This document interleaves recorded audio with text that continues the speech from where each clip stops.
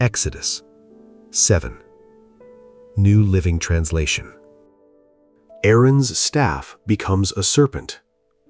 Then the Lord said to Moses, "Pay close attention to this. I will make you seem like God to Pharaoh, and your brother Aaron will be your prophet. Tell Aaron everything I command you, and Aaron must command Pharaoh to let the people of Israel leave his country. But I will make Pharaoh's heart stubborn, so I can multiply my miraculous signs and wonders in the land of Egypt. Even then Pharaoh will refuse to listen to you, so I will bring down my fist on Egypt. Then I will rescue my forces, my people, the Israelites, from the land of Egypt with great acts of judgment.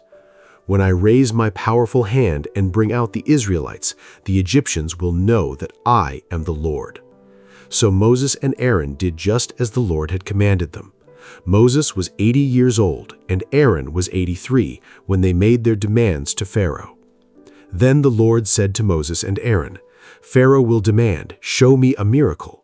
When he does this, say to Aaron, 'Take your staff and throw it down in front of Pharaoh, and it will become a serpent.'"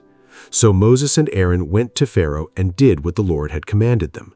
Aaron threw down his staff before Pharaoh and his officials, and it became a serpent. Then Pharaoh called in his own wise men and sorcerers, and these Egyptian magicians did the same thing with their magic.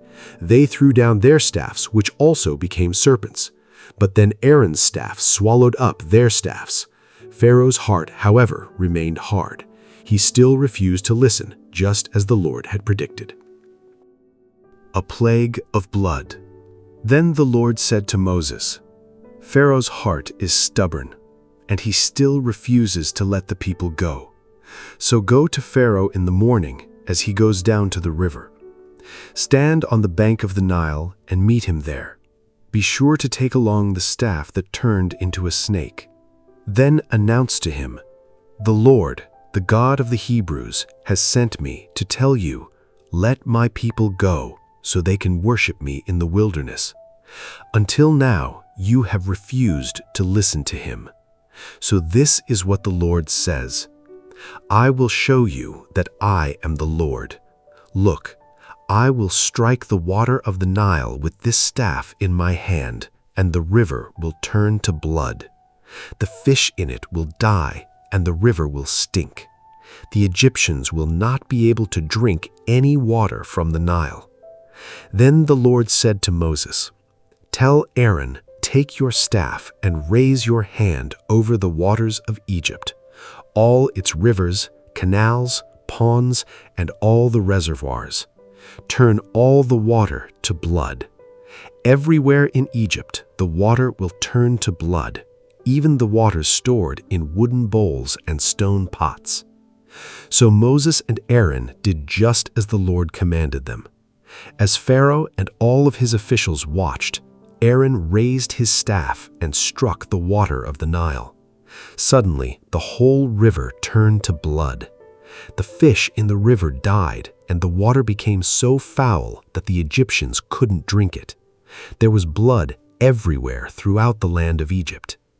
But again, the magicians of Egypt used their magic, and they too turned water into blood. So Pharaoh's heart remained hard. He refused to listen to Moses and Aaron, just as the Lord had predicted. Pharaoh returned to his palace and put the whole thing out of his mind.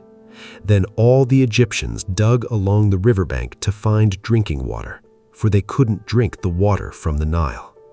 7 days passed from the time the Lord struck the Nile.